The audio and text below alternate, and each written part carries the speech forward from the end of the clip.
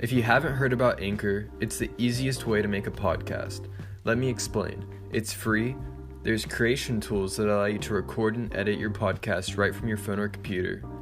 Anchor will distribute your podcast for you, so it can be heard on Spotify, Apple Podcast, and many more. You can make money from your podcast with no minimum listenership. It's everything you need to make a podcast in one place. Download the free Anchor app or go to anchor.fm to get started.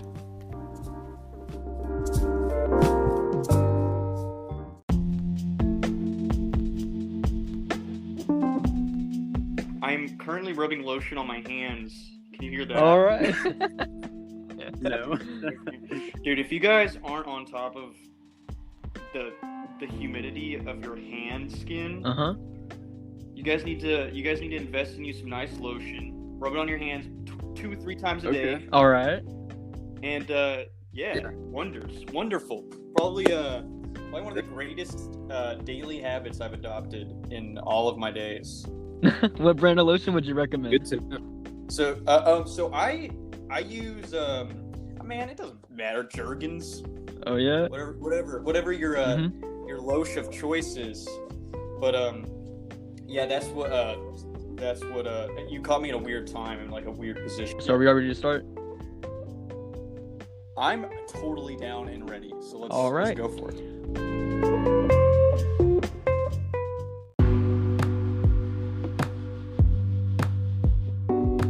Welcome to the Vivid Minds podcast. Hope everybody's feeling all right. Here today, we are here kicking off episode 7, and we have the awesome chance to chat with Banzai Florist. Welcome to the show, Banzai. Would you like to introduce yourself? Yeah, what's up? Well, my name's Harry. I make music as Banzai Florist. It's very good to be on here, the Vivid Minds podcast. Very, very, very, very pleased that they reached out to me and asked me to do this for them. I'm very excited about it. Of course, man. We look forward to speaking with you. Hearing what you have to say. Man. Totally. Yeah. I like speaking. Yeah, we all love speaking. One of my favorites. It's great stuff, man. Yeah, let's do some of that. For sure. Right. Totally. So, what do you do in your free time, man, when you're not working on music? I would say I probably work on music substantially less than most musicians do, because I don't know. I mostly read. I do a lot of reading. Do a lot of weird other art projects and stuff. Mostly with music, I don't really do as much writing music as I do audio engineering for other people. Sometimes I work on some beats some people send me or whatever. Yeah. So it's kind of not often I actually sit down and just work on my own ideas these days, Yeah, for sure. So that's a little bit of a tap into your creative writing process, correct? Yeah, totally. Definitely. Yeah, I mean it's definitely it's not something I can just sit down and do at any time. I feel like it used to, maybe when I was younger, but there's been a lot of disillusionment behind music. A lot of a love-hate relationship with the kind of music that I'm associated with. For sure. Yeah, definitely. Hence such disillusionment. Yeah, for sure. I can understand that. Would you say it's a little bit of you're running into a little bit of writer's block sometimes, or just a little bit of oh man, I don't know if I can find the time to sit down and just find the time to do everything? It might be that. It might just be more really just existential dread. Oh yeah. The feeling that no matter how great of a piece of music I compose, it doesn't really matter anyway. Oh yeah, I definitely understand that. It feels very pointless, very absurd, a very absurd act. Yeah. Not that not that any act is not absurd. I mean, it surely is. But it's if every act is equally as absurd, then why not just waste my time, reading books instead of, like there's no, I feel like I have no rationality for choosing to write a song over doing absolutely anything else. Yeah. Sometimes, and that's obviously an overthought. Yeah. That's a process of like hyperthink that I probably shouldn't like, habitualize, but I totally have at this point. And I just, I guess maybe that kind of is like goes hand in hand with writer's block. Maybe it's just an excuse. I don't really know. I definitely do feel like, I run into the absurdity of my own existence like on a day-to-day basis, and it definitely pretty often makes it a little difficult to like focus on like, not only just like a project, but also like the good elements of a project. Like sometimes I focus far too hard on what sucks. I kind of ignore the whole because as an artist, the second you start something, the second you start a piece of art, you start your composition, no matter what it is, no matter how, if it's sonic art, it's visual art, it's a sculpture, it's gonna look like shit, it's gonna sound like shit at first, it's gonna be it kind of always begins as like sort of a travesty. And if you go into something with the thought process that like, hey, this is a truly absurd act, what's the point anyways, kind of like makes it a little more difficult to kind of like hang on to that, to sort of like realize that or work past the nascent stages of like the shittiness of a project and truly appreciate what it can bloom into eventually. Yeah. And I've kind of just recently feel like I've come to learn that is a problem of mine, and I've sort of just began learning how to like, not feel that way, not kind of combat those thoughts rather than just like succumb to them. So like you don't want to like put yourself in the position to like have to feel them, like kind of avoid it, or yeah, well, and I'm kind of indifferent to feeling that way. It's just sometimes I think like, oh, I could never write another song again for the rest of my life, and I'd probably be pretty alright with it. I probably wouldn't be that messed up about it, because it's not like the most fulfilling feeling ever. It's like writing a song feels really good, but it's like, it's kind of old now. Like you can't say that like, after Prince wrote like hundreds of thousands of songs, something like that like by the time he wrote his like 80,000, that it wasn't just like kind of old to him. Yeah. So would you? I know that's an extreme example, but so would you say you think it's become a little bit like repetitive? Yeah, a little bit. Especially, and I feel that way mostly because like I don't really have like a concrete style, so there's already kind of like, I feel like I don't really write songs that sound the same all that often. I'm always kind of like changing it up. Yeah. I feel like it's what am I trying to say? I feel like like I already have like a sort of like a little bit of diversity. Yeah, but I also, I'm kind of just like pretty bored of the process, and like as it's at the very beginning, because it's just, it's like I'm just kind of bored of like trying to write, stuff that sounds the same, because that's just boring. I feel like I hear artists all the time that write songs that sound so similar to each other. You know, and I'm like, man, how do you write the same song 25 times? Like that's that's blows my mind. Kind of in like this day and age, with the tools we have, we can write music on any computer. Anybody can auto-tune their voice down good. The talent pool is so muddled where like, as in the 70s or 60s, like if you couldn't sing, you couldn't play guitar, like you weren't gonna make it. Like that. Yeah. Now it's like just the competition is so. It's, I don't want to say easier, but in a way it is, because anybody can do anything nowadays. Yeah, like you could be a vocalist only and not even know how to sing, and be like a badass hyperpop producer or something. Totally. Oh yeah, 100%. Like people will latch onto that. Yeah, a lot of people like latch onto anything they see trending almost, you know. Yeah, that's. I mean, man, that's. Yeah. That's. I think that's a lot of the disillusionment of the kind of genre that I make. You know. Yeah, of like, course. I feel like, you know, like I feel a little cringy anytime I hear someone use the term indie. Yeah. I feel like that's got such a cringe, and even the word cringe is cringe. Definitely. Like, it's like everything is so goddamn cringe, and it makes me really sort of like feel like I want to repudiate myself from a lot of this stuff, because it's just very like it's very trite.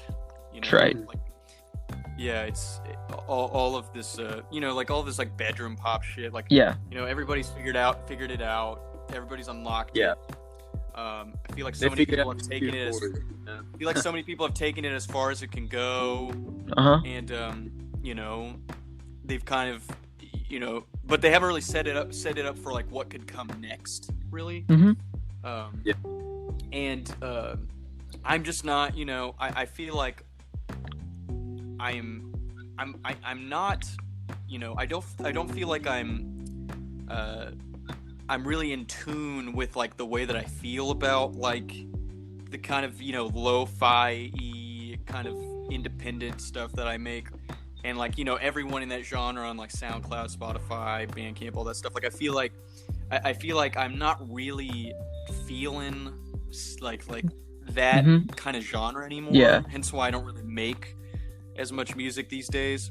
But I also don't feel like I'm you know, I don't feel like I'm got the original sort of thought processes in my head that can like lead to whatever this next thing could be, if there even is one, you know, whatever the new wave could be. So I kind of just don't do anything, you know.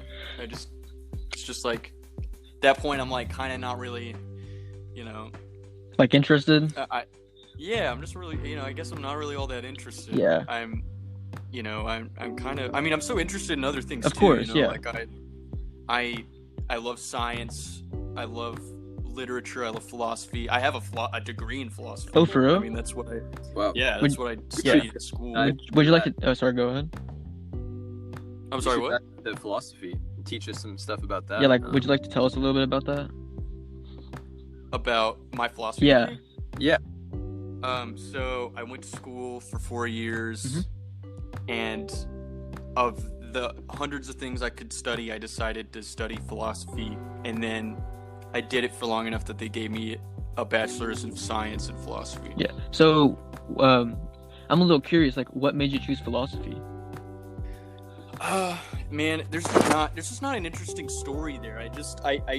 I literally studied so many things before it. Yeah. And then I had a talk with a professor one day, and she was like, you know, usually when people feel this way and they've studied everything and they don't feel like they're truly interested in anything, they just get a degree in philosophy. So that's exactly what I did.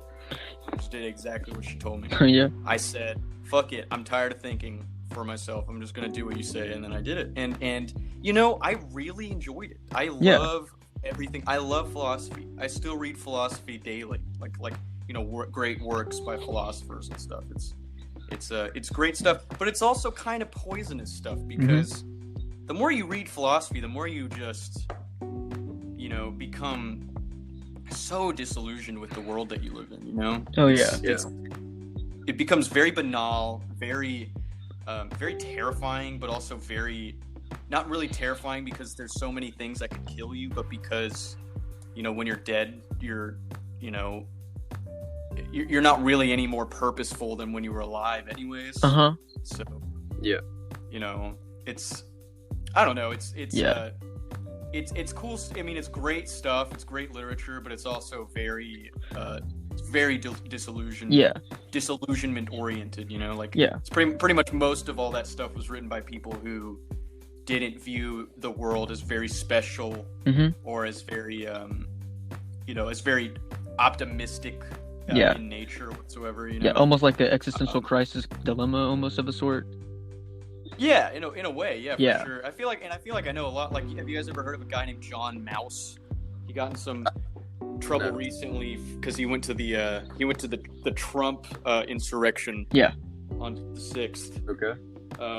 He went with his friend Ariel Pink, Mm-hmm. who's also in a fuck ton of fucking trouble because he also went, and then he went on Tucker Carlson because he got canceled, and he like bitched to Tucker Carlson about how he got canceled and shit. Really annoying stuff. But they, you could tell that those guys are a little bit older than me, but you could tell they're kind of they're kind of women. Yeah.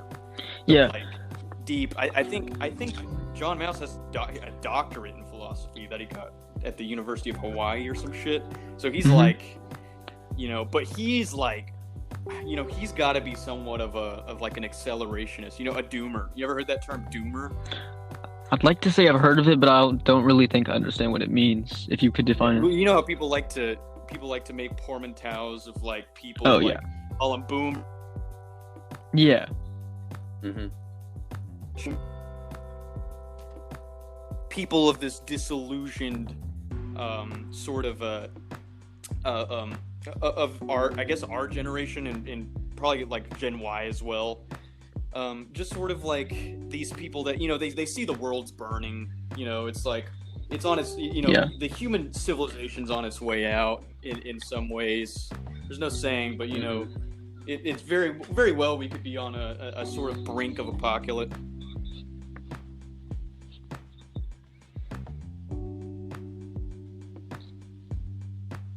Hello? I think the audio went out again.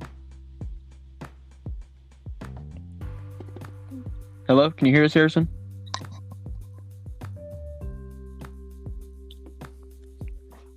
Sorry about that. What was I saying? No worries. We were on topic about, I think, the how humanity's basically on the brink of something, I believe. Yeah. So doomers. Yeah, doomers. Yes. Are like, they see us as being, on the brink of total annihilation, and they feel like the need to, instead of prevent an apocalyptic scenario, basically like, why prevent it when we should just initiate it, get it over with, like conflict theorist. Basically. Yeah, sure, and it's it's like probably one of the most pessimistic worldviews you can have, and I don't think that worldview is really for anyone except for philosophers for the most part, and I guess total nihilists, but you can't really be a true nihilist and not a philosopher at the same time, 100%. So I've heard the term nihilist a whole bunch of times, but I feel like I've never really gotten the full grip on like exactly what it is. Yeah, nihilism is basically, so many people have different views of what it is, but really from a I guess traditional philosophical definition, it's basically just most people have values. They value certain things, certain ethics, certain morals, and nihilism is just basically either having zero values whatsoever or devaluing current sets of values. Like Nietzsche talks about it a lot in his philosophy. He talks about how, the values of the ancient Greeks were all about sort of supremacy, being at the top of the food chain, honor in battle, victory. All those things were like, those were good. But if you think about Christian doctrine, it's like for them, good is like, it's being obedient to your Lord, being meek, being mild. That's what became good because of this sort of like a Greek to Christian nihilism of devaluing these Greek values in order to uphold these more mild, meek values that the Christians did. And now we've kind of taken we've kind of neologically turned it into something that's like, well, I'm a nihilist. I don't believe in anything. I don't value anything.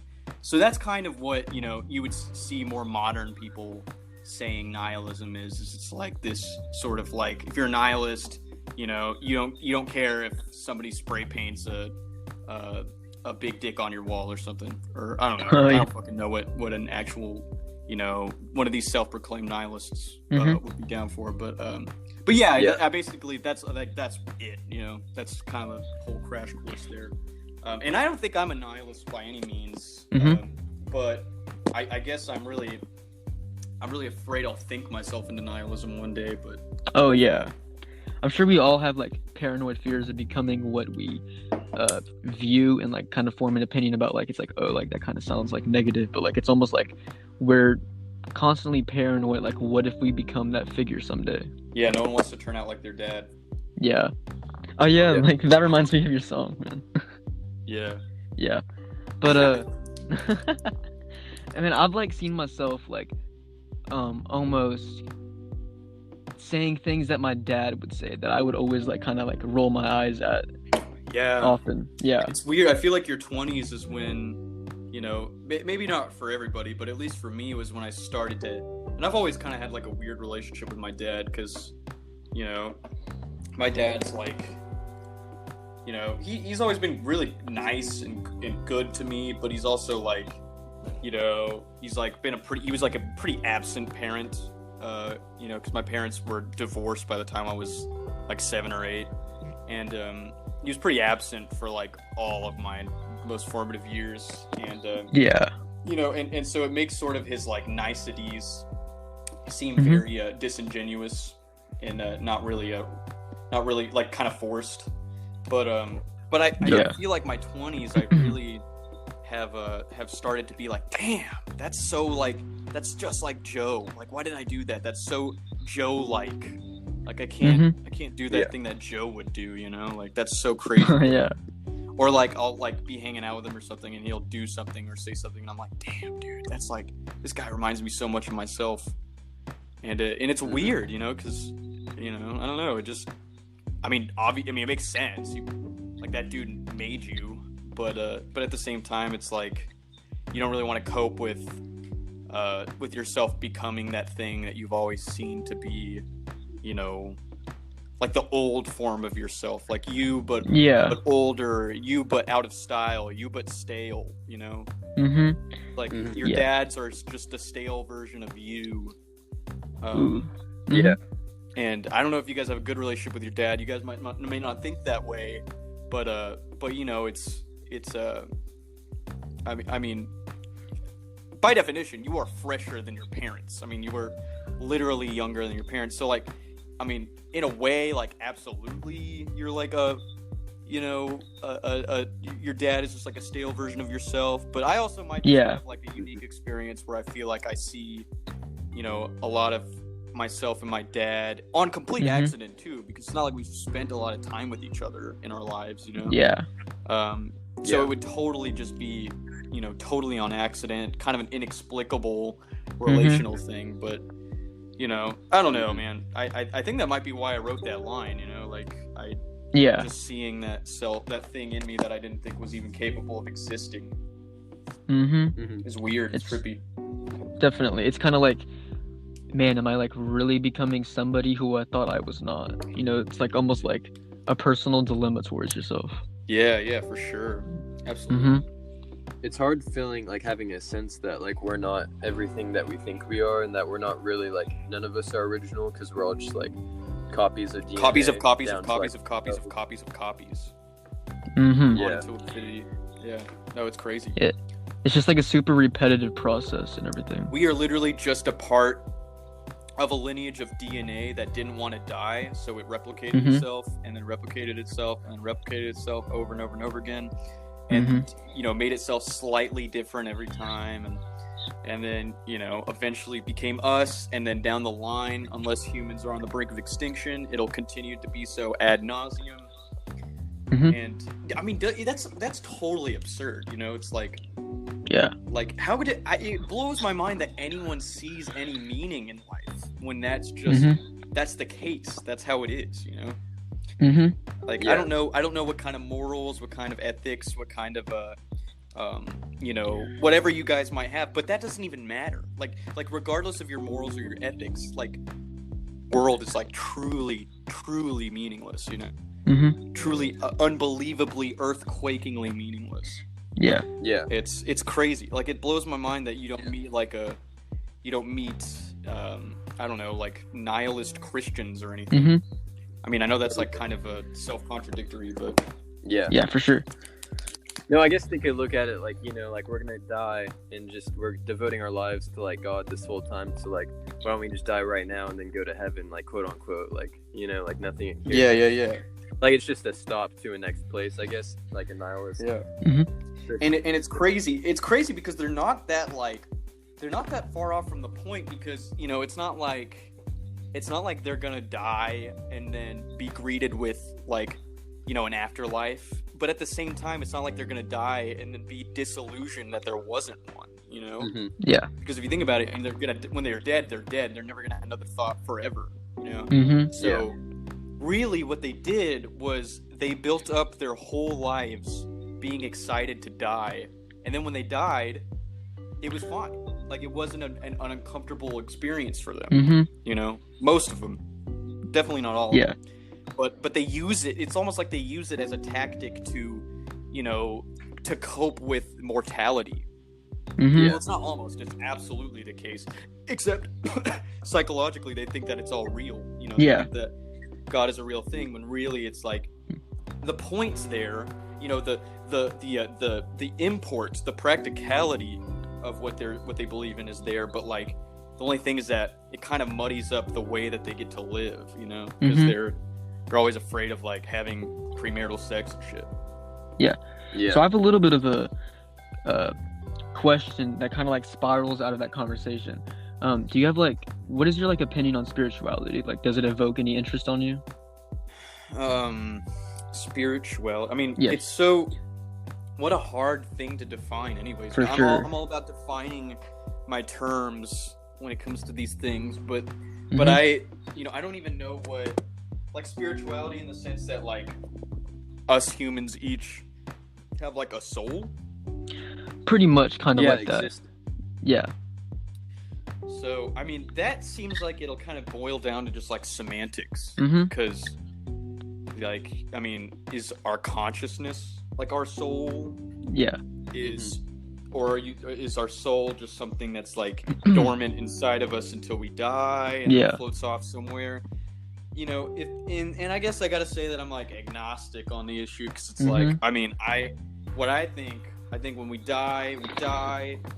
Our consciousness is an amalgamation of chemical processes in our brain. Yeah. And when we die and we, get burned into ash or rot in the ground, that energy still exists. Yes. Like that energy is conserved because that's the first law of thermodynamics. But I don't know. I mean, it goes somewhere, maybe it like, it goes into some soil. So, like you die and you either rot in the earth, you turn into ash or some shit.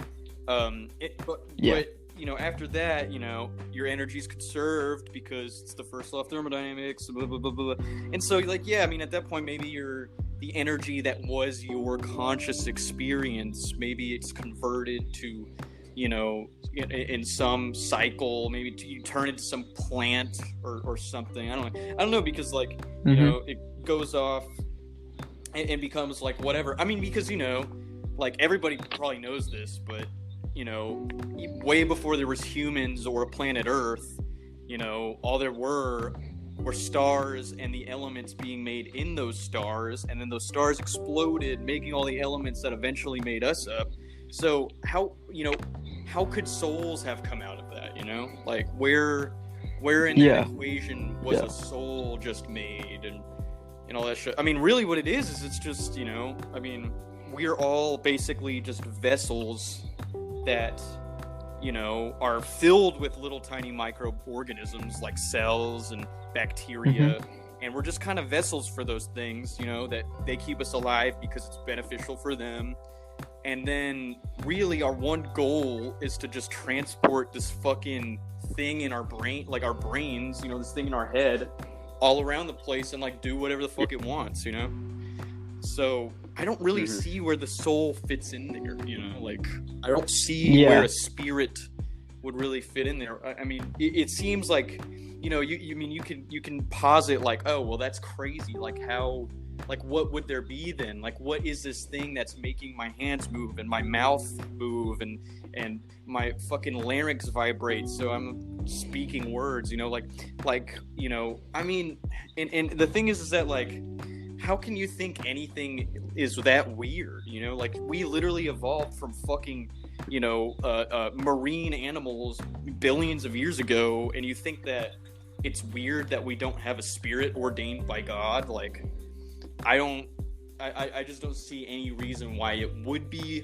strange that our brains don't contain like a soul or anything like that. So at that point, it's like spirituality. You know, I understand the traditional elements of it. You know, the sort of like I want to be spiritual because it makes me happy, because that's absolutely fucking, you know, that has a lot of relevance. You know, like whatever makes you happy is obviously what your brain vessel is going to be more inclined to believe. That's cool. And, you know, I feel like I'm weird, and I kind of believe shit that doesn't really make me happy, but I can't help it. And you know, just out of the sake of like purest realism.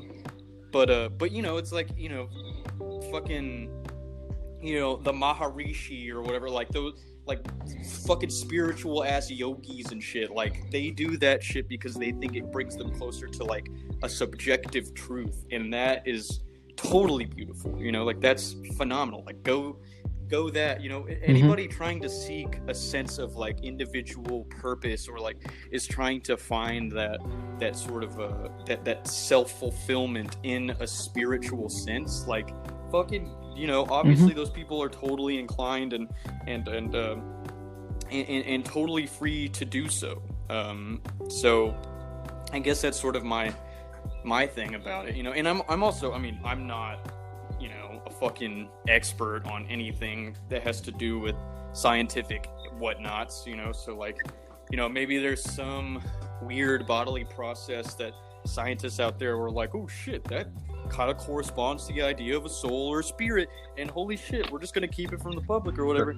You know, I mean, if that's the case, then like, okay, then I'm wrong. You know, I'm not afraid to be wrong or whatever. But you know, from what I know, I mean, I just don't feel like personally it's like as fulfilling of an idea. You know, like spirituality is not really something that like I can really rationalize and like be comforted in believing. But to all people who really do think that, you know, who really are like, you know, who really believe that they are living their lives so that their spirit can, you know, prolong them beyond death, you know, beyond mortality, then that's great. You know, like they should continue to feel that way and like not feel swayed by anybody's input on anything, because they're ultimately doing what they're stoked on and what's making them like cool with the day-to-day ennui and the bric-a-brac lifestyle, being a fucking human, having to eat and fucking bathe every day. And that's cool. That's awesome. Like, good. That's so good. I love that for them.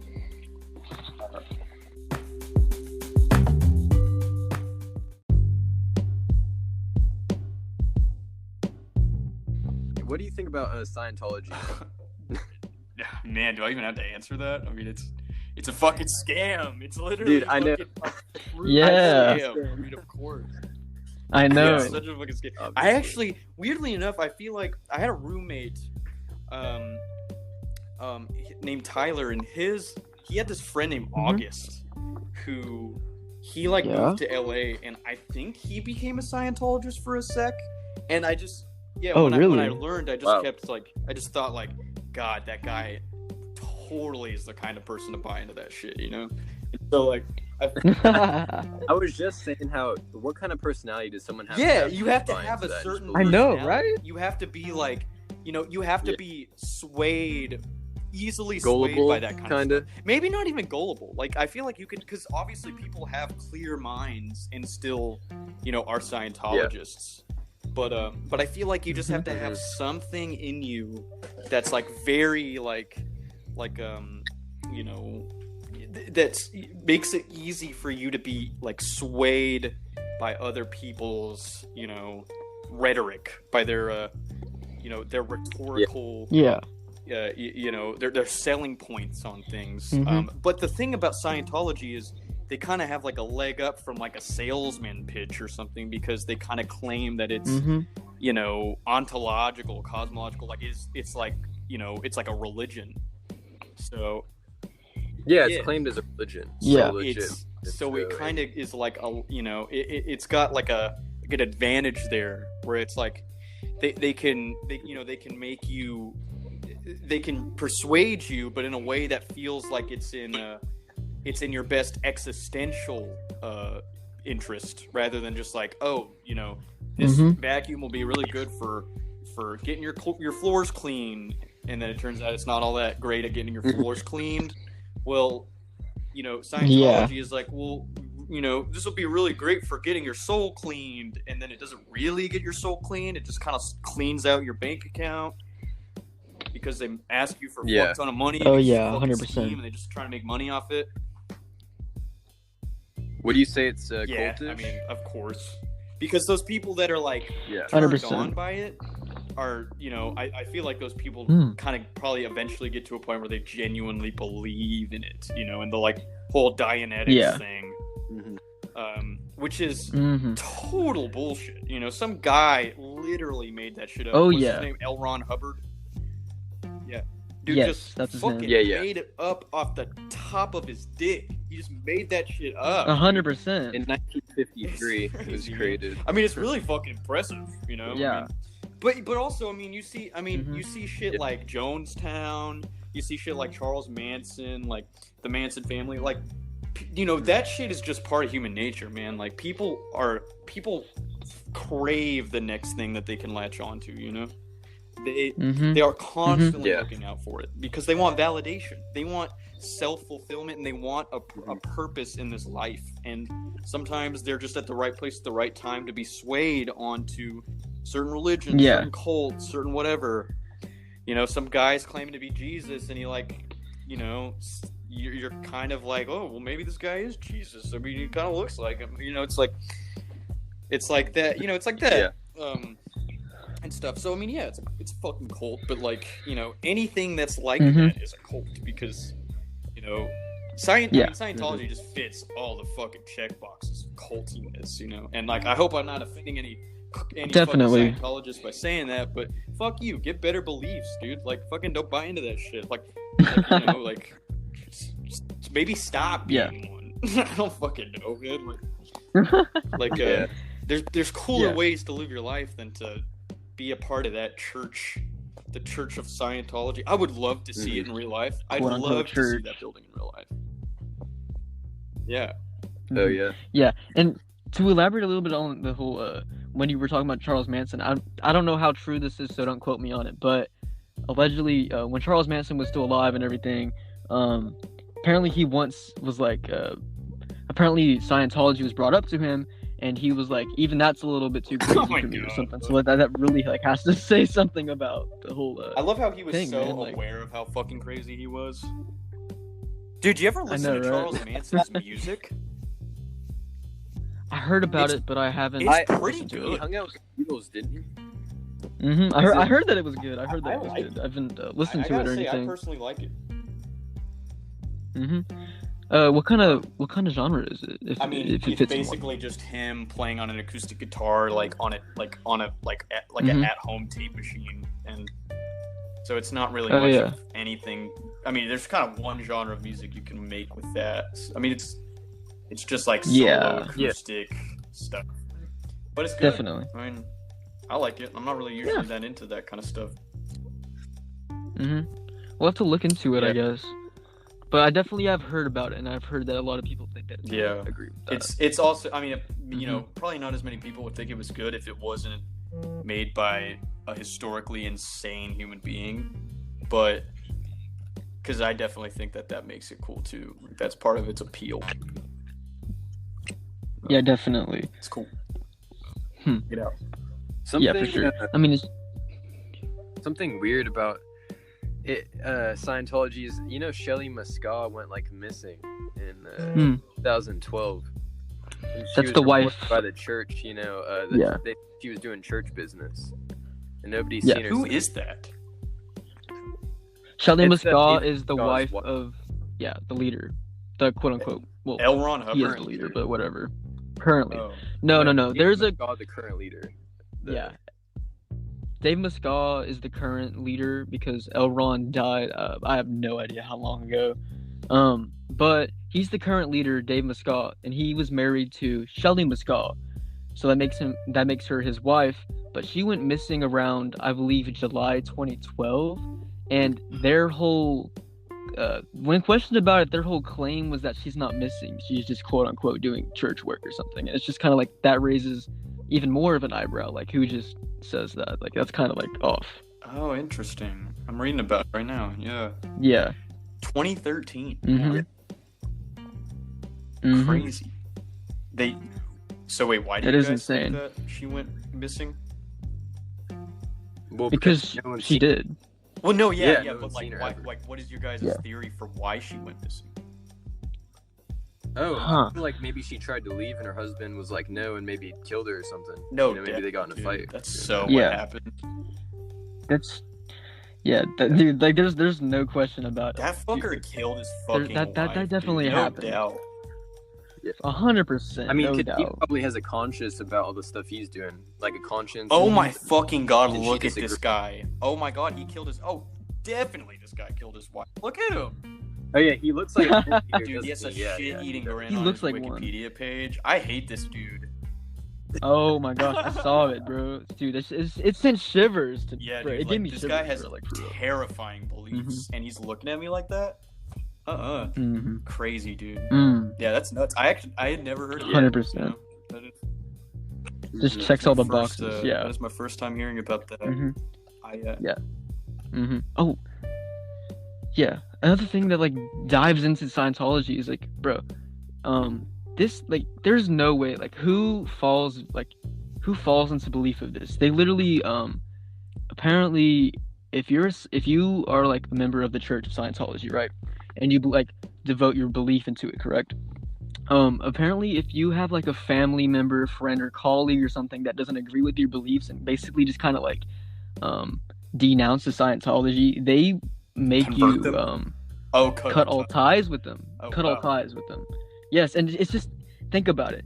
Any kind of organization that makes you cut off, separate yourself from family members or friends is just definitely like suspicious, dude. Like, there's no doubt about dude. that. Are you kidding?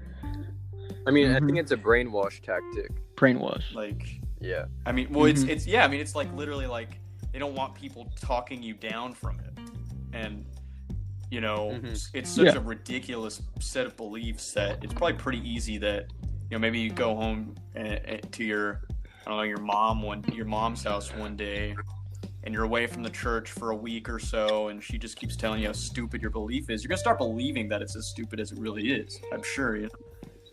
So Yeah. Yeah. yeah. Yeah, of There's course. something called Operation Freakout. It involved the Church of Scientology in a covert plan, basically to with Paulette Cooper. She was author. She wrote a book against Scientology, and they tried to have her committed to a psychiatric hospital, basically. Oh. And yeah, they did all sorts of. They took her to court. I don't know the exact details, but it's crazy. man. She's fine though, right? Yeah, she's fine as far as I She Mhm. know. survived the Church of Scientology's like extortion attempts. Scheme. Yeah, they went to Yeah. court, but it was. I think Scientology had to pay for like mental trauma they did Oh my on her or God. something. I don't know. Pay Damn. for my mental trauma. It's a Shit. good. I got it at a good price. Huh. That's crazy. That's nuts. That man. It's like I don't really like dig that deep into Scientology, but it sounds like you guys are pretty interested in it. Why is that? We've actually just recently Oh, yeah. done some research on it, but yeah, I'm not like looking into it every single day of my life and devoting myself to research this You thing. guys are like, but, by the way, we're I have- Scientologists. that'd be a whole I'd be plot like, twist. yeah, your beliefs still suck. Um, Sorry. Where are you guys from? Where do you guys live? It- Oh, nice. we're from Oh, Houston, pretty close. Texas.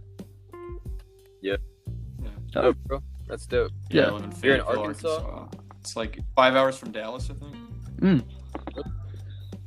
Oh yeah, Yeah. that's pretty cool. I didn't know that. Because you just like Mhm. hit down Oklahoma, Yeah. go See, down to Texas. It's cool. I used to live in College Station when I Mhm. was like way younger. Oh, my brother actually used to be in College Station when he was living with some roommates. Nice.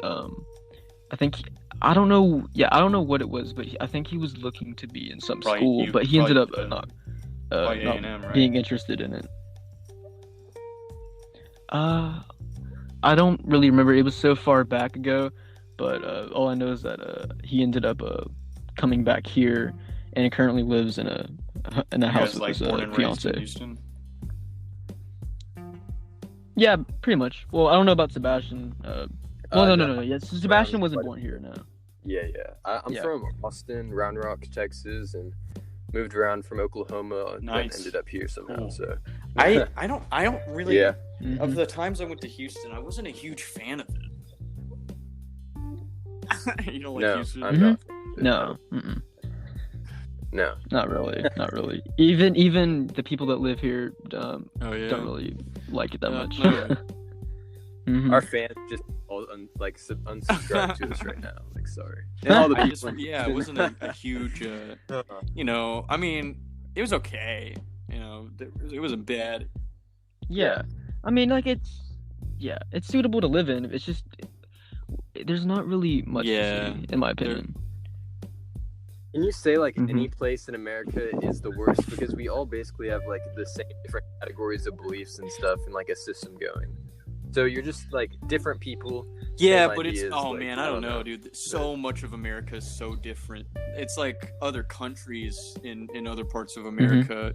I mean, we all speak the same language for the most part, but it's like, oh man, I don't know. It's kind of nuts how different other parts of the country can be from other parts. Just especially. I mean, I live in Arkansas, so it's like people. If people visit from like the north and come here, people think it's pretty weird, or pretty like I don't know, like backwards or whatever.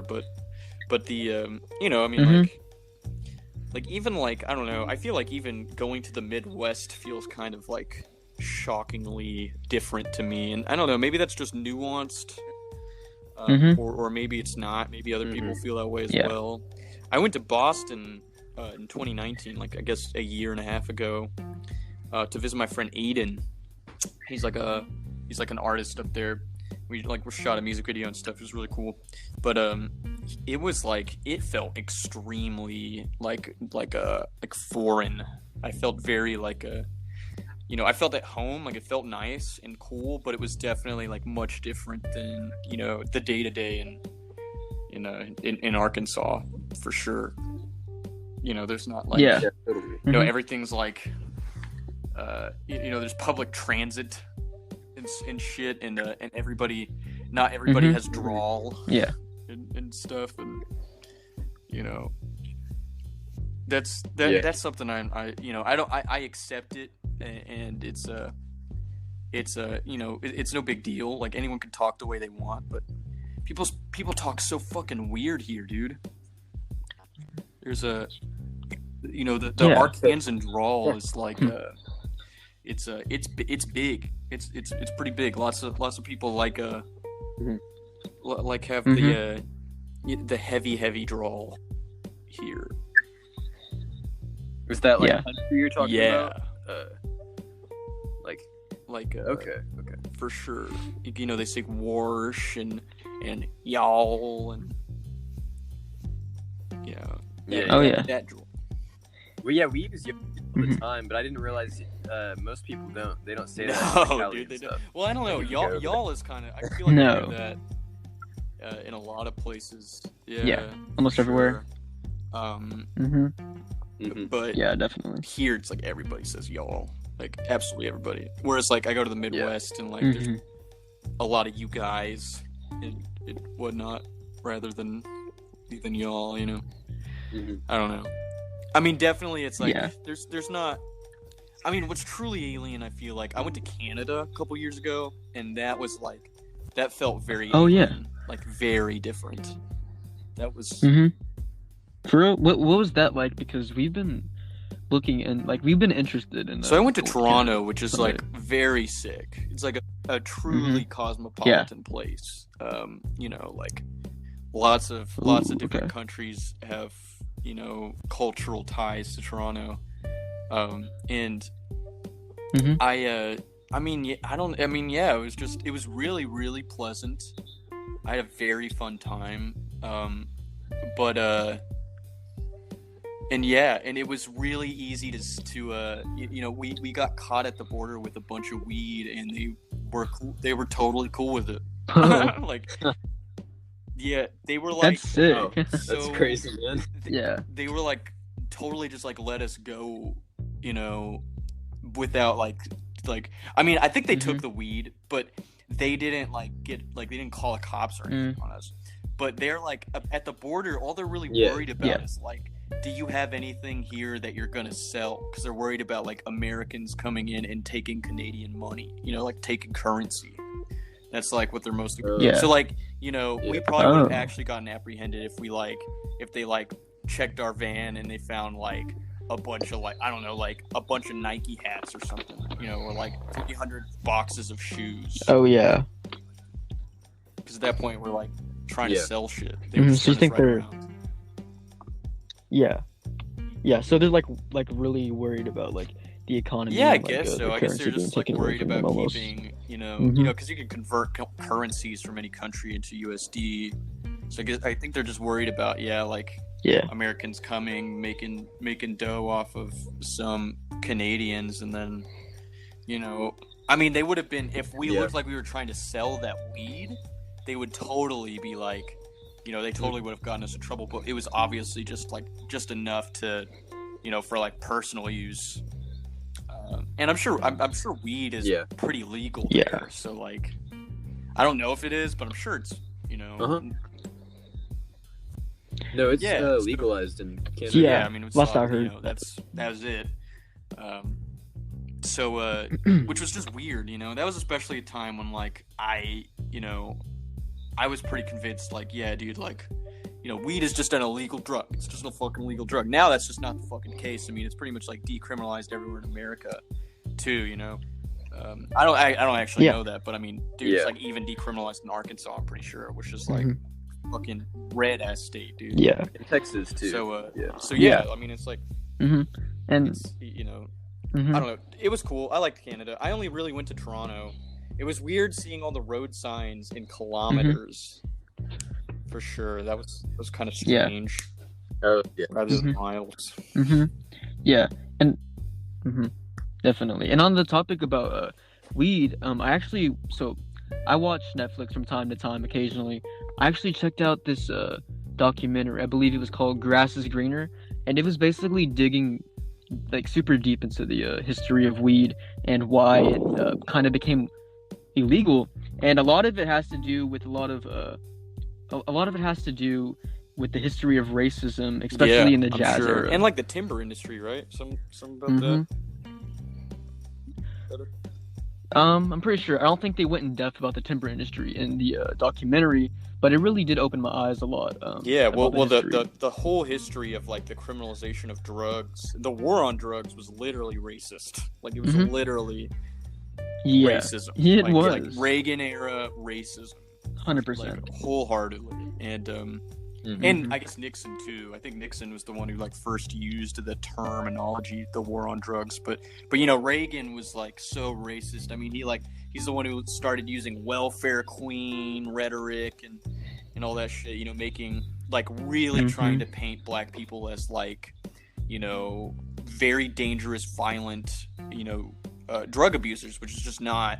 I mean, obviously, we know at this point that there's not any more drug use in the black population than in the white population. So that's obviously been debunked, but so many people believed in it that I mean, that's probably a reason why a lot of people, a lot of our generation's parents, are scared of BLM and shit like that, because of the viewpoint that they adopted in the 80s about black people, being this way that literally the leader of America was trying to portray them as. But it all just stems from that era. Maybe not all of it, but I mean, not all of it. Racially charged the fuck out of a lot of the issues in you know, and he did the same thing for homosexuality and the AIDS crisis. You know, he made so many people feel like, Yeah. you know, like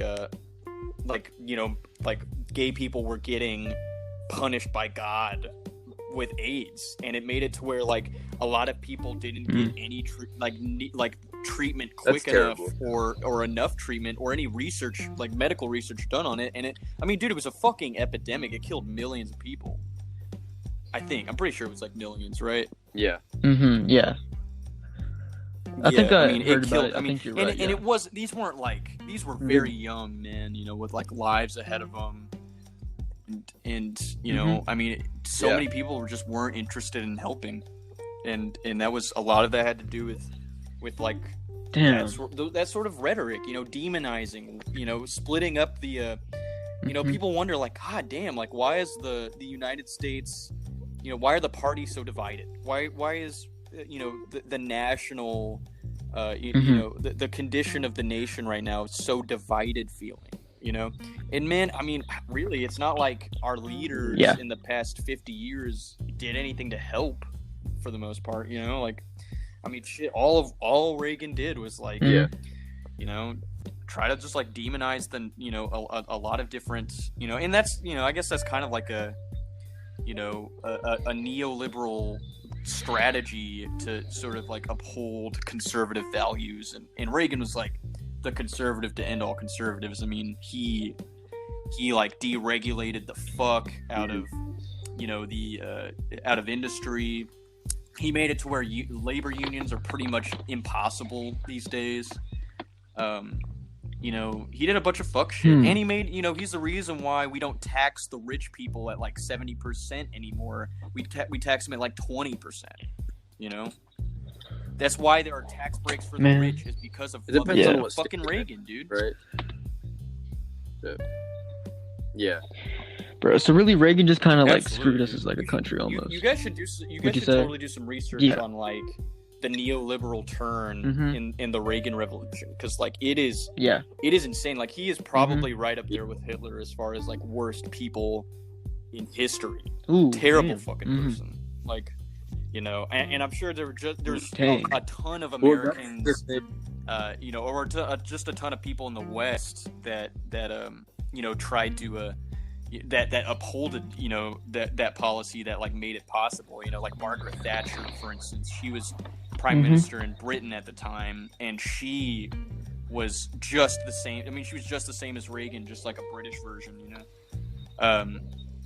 Like, you know, and there they have the Republicans and the Labor Party, and the Labor Party was basically fucked over by the neoliberal turn as well. I mean, it's just you know, it's something worth researching for sure. But, you know, so many horrible things were happening at that time when it comes to like, you know, black communities and the AIDS crisis, and, you know, basically a lot of what Reagan was doing and focusing on was like tax breaks for the rich, deregulation, quashing of labor unions, basically just like de-leftifying the fuck out of our quasi-leftist government at the time, you know?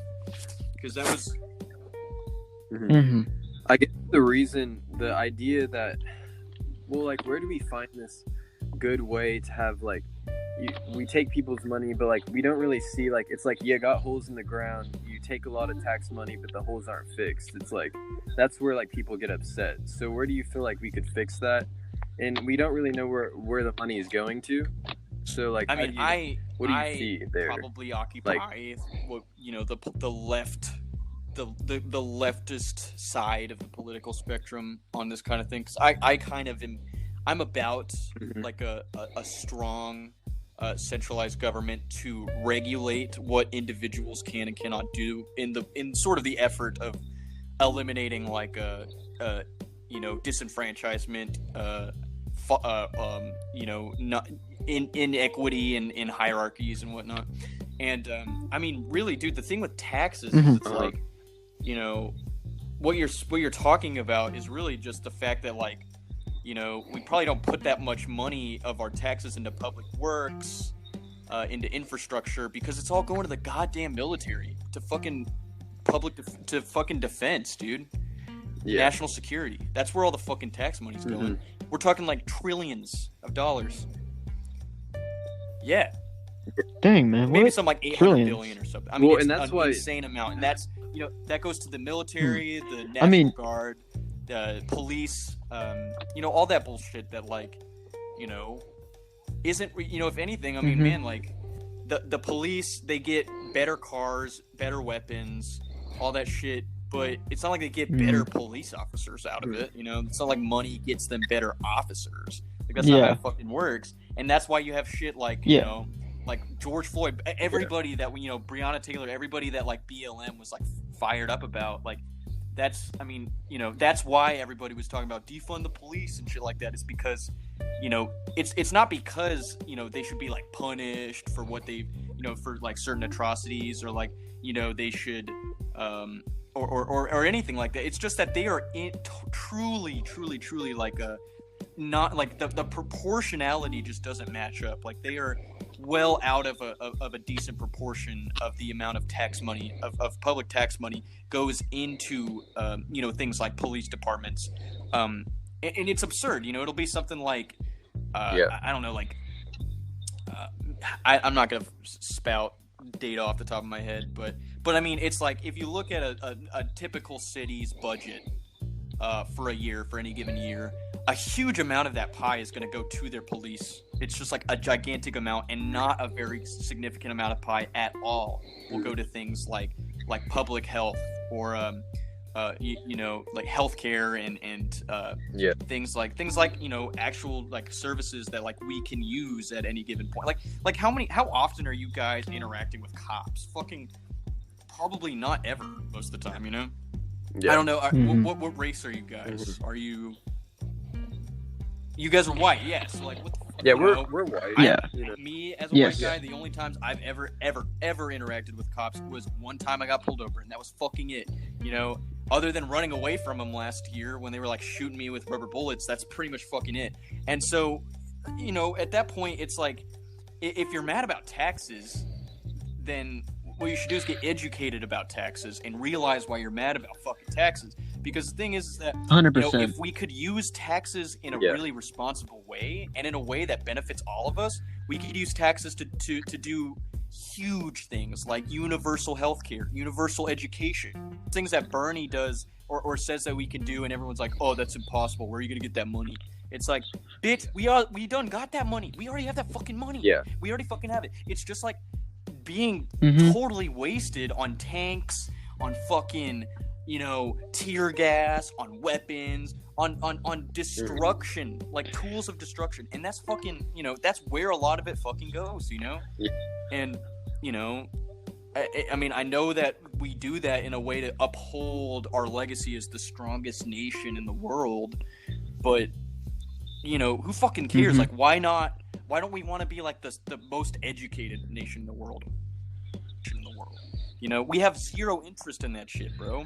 We have, like, absolutely one of the worst healthcare systems in the world, but we don't give a fuck as long as we have, enough dudes in the fucking National Guard Education at system. any given moment. It's fucking ridiculous, man. That's my take on taxes, dude. Yeah. I mean, like, keep them up, dude. If anything, for sure. I don't give a fuck about, like, if people diss taxes because it's like, oh, well, if somebody's fucking homeless, I don't want to pay for them to get unhomeless. But it's like, bitch, why not? Like, are you serious?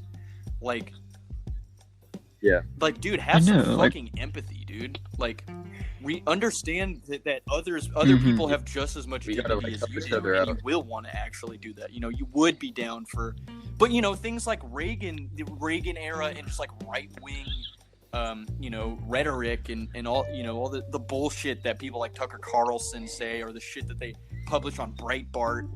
All the shit Trump talks about. I mean, that really upholds the sort of like individualism that America like prides so much. This idea that like, we have to we have to look after numero uno and numero uno only.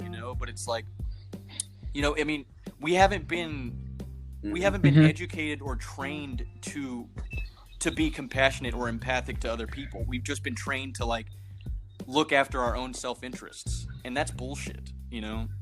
That's total bullshit. That's why taxes exist, is because it's like, let's invest in the good of the majority, the good of everybody, you know, for the good of many. But, you know, I think so many people have like lost sight of that, and they've politicized taxes so much that it's become something where, you know, people have this really toxic attitude towards using taxes to help people in need, you know, to do things like fund Planned Parenthood or something. Yeah.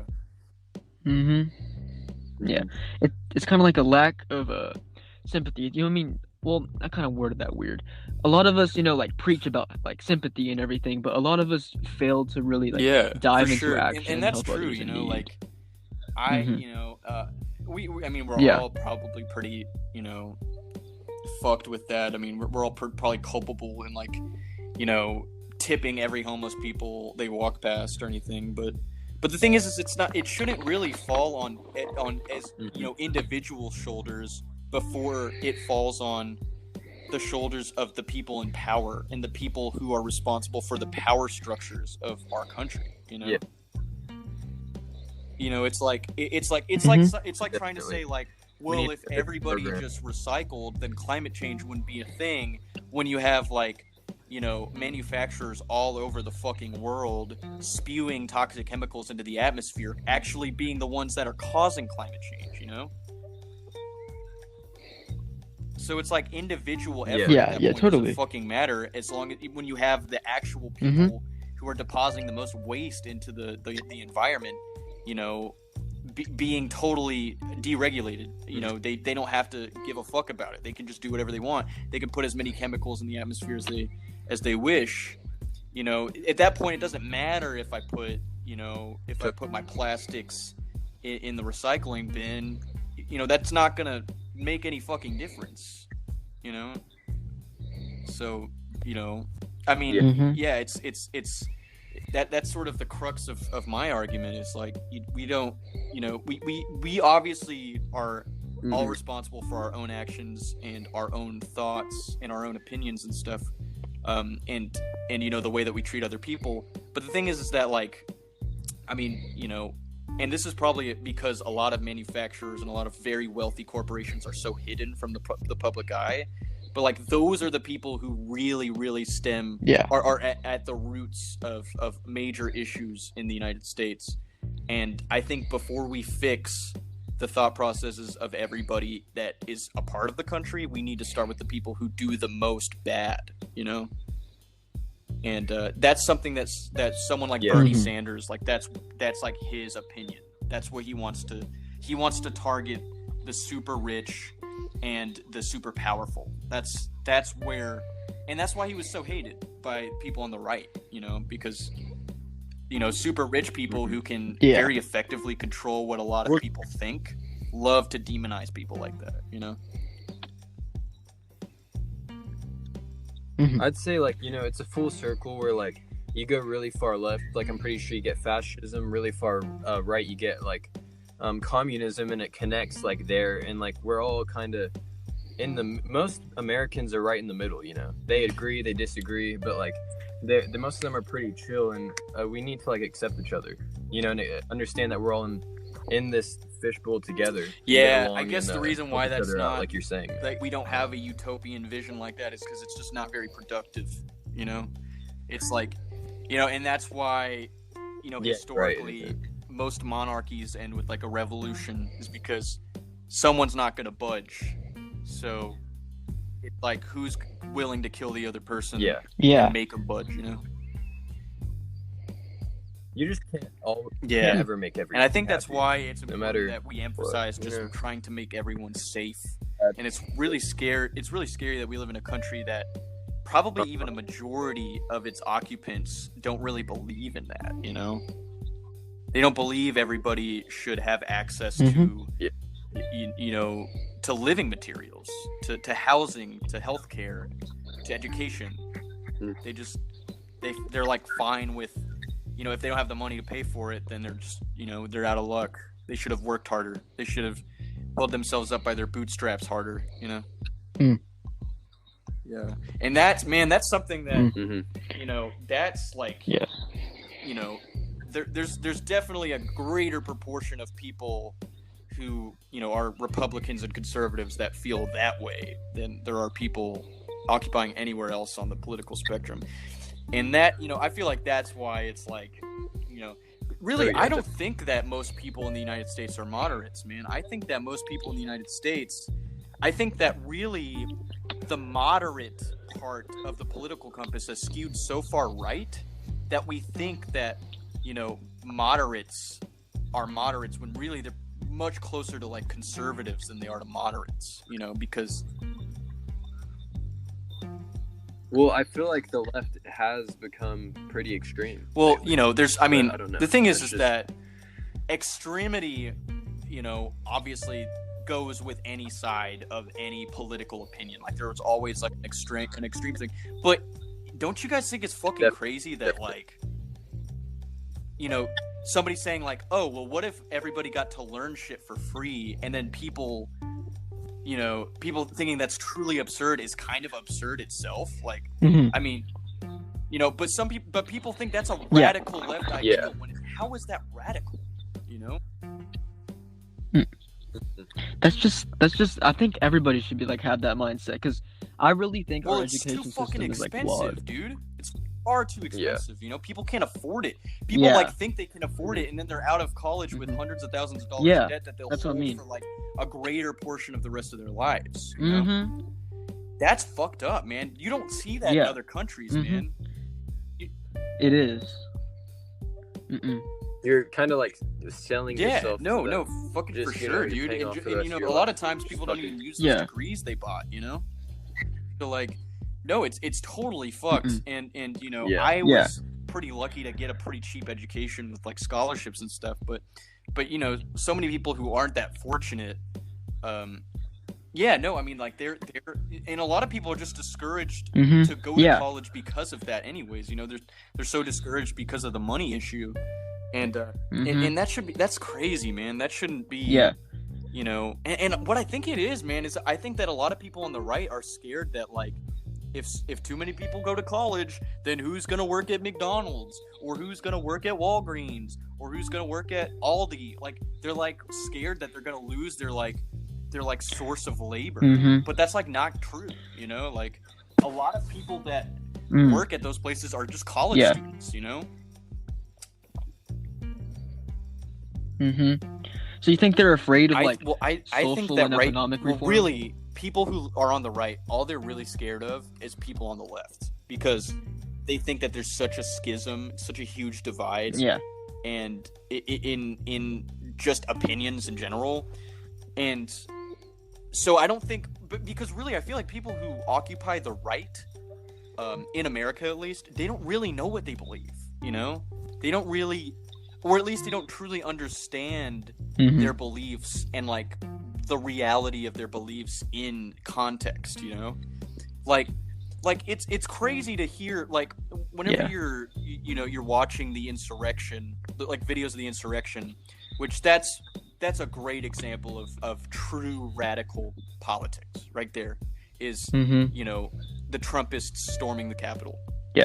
They kept saying fuck Antifa. Dude, I bet wasn't that buddy there was a QAnon supporter. I mean, they all had Q shirts, and they don't even know what it means, but they're like Trump backed it, and I like it, whatever. They're that was just like people showing up to protest, but then QAnon and a bunch of like radicalists did show up and storm. But I feel like not all Republicans agree with that. That's totally true. I mean, because not everybody of any category is the same as everybody and anyone in that category as well. I mean, not everybody on the left believes in universal health care. Obviously, most of them do. And I think the thing is that even though, you know, maybe not all of the people that were at this insurrection like actually went into the Capitol, it was like they were all there because they wanted to uphold the neoliberal order that they love so much. But they don't even really fucking know what it is. They don't know what it causes. They don't know what the implications behind it are, you know? They don't realize, they think that, you know, immigrants are coming into this country and they're taking jobs. They think that you know, they're coming in and they're doing bad shit. They think that, you know, when they don't realize that it's like the corporations that their views and their opinions back and support are the ones that are taking their jobs and giving them to people who will do it for cheaper anyways, you know? So it's not even their fucking fault, you know? I don't think it as much for a lot of white people. It's the immigrants coming in. I think it's more just restricting on border control, because through Mexico, that's a big part of land where we can have even, you know, people that want to harm the United States from Europe fly in over there and get through too. I mean, you know, the thing is that you know, that's just an example. In a way. I mean, the thing is that, you know, not everybody thinks the same, but the thing is that I feel like you haven't really had as paralleled of a degree of extremism in ideology with the right wing until Trumpism, and then the culmination of which was January 6th of this month. And the thing is that, you know, fuck, I'm trying to bring this back to where I was going when I first brought it up. Yeah, I mean, it's like, Mm-hmm. What was I trying to do? What was I trying to talk about? Sorry, I overloaded my example. Anyways, the thing is, It's alright. You know, Yeah, no worries. This whole like the thing is that the left versus the right thing. I mean, it really is. I mean, if we think about it, it really minimizes the actual scope and diversity of views that are possible. Because okay, if we go ahead and define our terms. Right wing and left wing, basically, you know, they've been so bastardized, the terms. What they really mean is that the right wing believes that natural hierarchies are good because they're natural and they should be upheld at all costs because they're natural. Somebody should always be on top and someone always should be on bottom. That's how it works. Whereas leftists think we are rational beings that can actually counteract that idea, that natural tendency. You know, like say the food chain is a natural hierarchy. Leftists think that we can actually abolish that using reason, and we can actually have the greatest good for the greatest many. That's why utilitarianism is a leftist ideal for the most part. And then you have things like fascism and aristocracy are on the right. You know, but also you can have fascism on the left too. I mean, you can have well, I don't know. I don't think you can. But because the thing is about fascism is that fascism is hierarchical intrinsically because it basically says, okay, my nation is the greatest nation, and then there are these other people of other nations in my country, and they should be extinguished because they aren't part of my purely great nation, which is very Trumpist in thought, you know? I mean, the way that he treated immigrants, at least at first, I mean, he banned Muslims from entering the country, and that's a fucking religion. You know?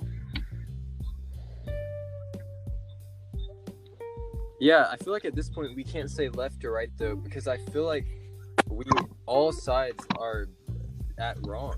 We need to change. Like, there's so much work we can. No, totally, man. Like on every side. You know, the thing is that I mean, what you really do is you need to follow the empathy. Like, you need to follow where human dignity takes you. You know, and I think that's why so many people of our generation have had such a hard time being able to relate to Trump, is because Trump is the opposite of upholding dignity and empathy. He's all about his own image, the image of his station, him being the king of the big world, of the greatest country in the world, and about the people who are in it only, and that if you're not with them, you're against him, basically, is like the crux of his ideology. You know, I'm very stoked on things like things that are like very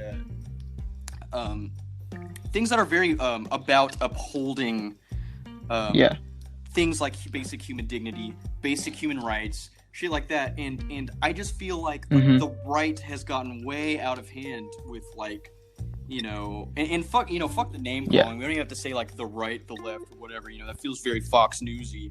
But like you know, it's like so many people, like my parents, for instance, they're like big conservatives. They don't really understand that, like, you know, like we don't have to be that bitter about people, dude. We don't have to call people animals. We don't have to like. No way. You know, that's we don't have to claim to be greater than anyone else, because we don't have to be. America doesn't have to be great. America doesn't have to claim to be great again. America, like, there's nothing about. Not that those qualifiers even fucking mean anything. Like, there's nothing about anything that I feel like a lot of these, like, popular advocates for conservatism and for Republican ideology that is very dignifying of humanity at all. You know, it's all very much like it's all very much about profiting.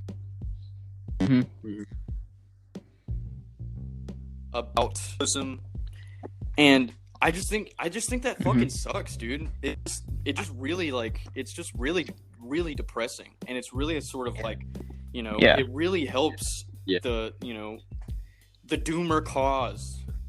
You know, it's like maybe the world is as shitty as we think it is. You know, maybe there is no hope for the world at all, because, you know, so many fucking people feel this way. You know? It's it's bad. Yeah. And like, and like, so I'm not super political, like, at all, really. So I'm definitely, like, misinformed on a lot. I mean, I see what goes on, you know, on a day-to-day basis around our world, so surrounding the news and everything, you know, especially from Twitter. But I'm not political, like, at all. So I'm probably a little bit biased when it comes to these subjects, because I can't really have a appropriate opinion, because I just don't really dig super deep into these things. But, like, all I really want out of America is just to make sure that we were all treated, you know, with equality, and, you know, just like totally. I really just wish we were, like, absolutely. More of a peaceful like that's country. the crux of my whole argument, man. I agree. Like, you know, because really the thing that pisses me off is the fact that we feel the need to have division, you know, because so many of these issues are so goddamn, like, they just feel so like first nature, you know, like we have so much, like, we're such a rich country. Why not have, you know, why not make it easier for, like, a homeless person to have somewhere to stay? Like, why make it so difficult for somebody to get a surgery that they need or they're gonna die? Or, like, why make it so difficult for somebody who wants to come to our country come just because they fucking want to, just because they have the agency? Dude, you have the agency as an American to go wherever the fuck you want. So why would it be so hard for anybody else from another country to do the same, you know? Shit. That's so I 100% agree with you there. Like, I think that's really, you know, that's my problem as well. It's just it sucks that people feel the need to have such negativity, such because I feel like so much of what I believe in when it comes to politics is not, you know, even if it's like, I phrase it to be a downer, it's all in the name of upholding the human condition and human dignity.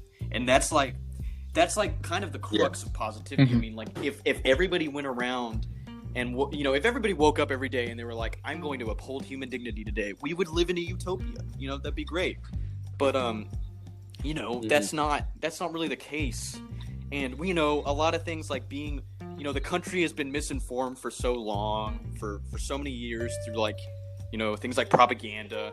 You know, like, the Vietnam War happened. A lot of people thought other things about the Vietnam War. You know, so many people thought certain things that weren't true about the war on drugs. So many people thought so many different things about Iraq. You know, all of that stuff is like, you know, a lot of times people just have these weird views about shit because, you know, the government wants you to think a certain way, or, like, you know, people get disillusioned because, you know, and they don't really believe in upholding human dignity anymore because, you know, they got laid off or something, and they think that it's an immigrant's problem or an immigrant's fault, you know? When it's like, how does that make any fucking sense? Did the immigrant fire you? Fuck no. I mean, you know, it's like shit like that, you know? It's like I don't think that people who feel certain ways like that, who, like, think, you know, who might say, like, you know, an immigrant is an animal or something like that, is, you know, maybe it's not their fault, you know, because, like, maybe they've just been really misinformed their whole life, and what they think. I mean, it's the same with, you know, it's the same thing with religious people. I'm not religious, but I can't blame other people for being religious, because, You know, if you grew up saying your prayers every night from age 0 or from age 3, whenever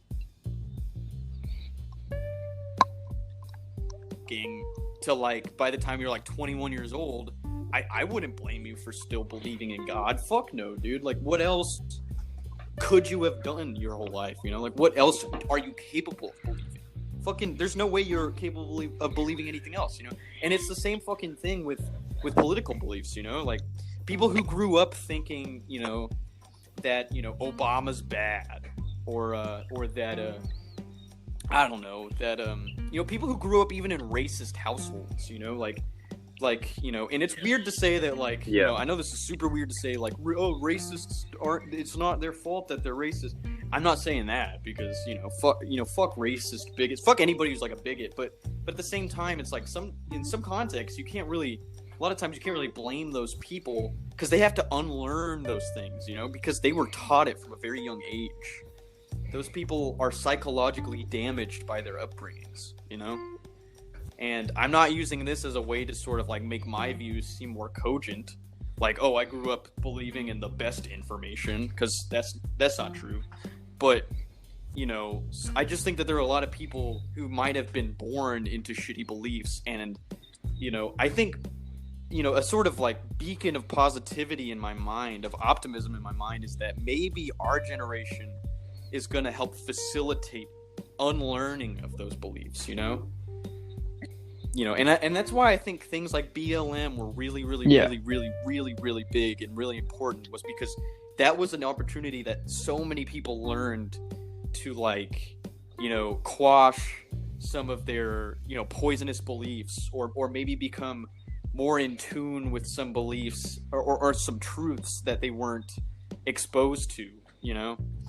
You know, like I did so much research during BLM that I don't think, and it really illuminated sort of my my view, my relationship to, you know, the scholarship of racism and of race theory and stuff like that in really just the United States history in relationship with blackness, for sure. I mean, I think that was really great.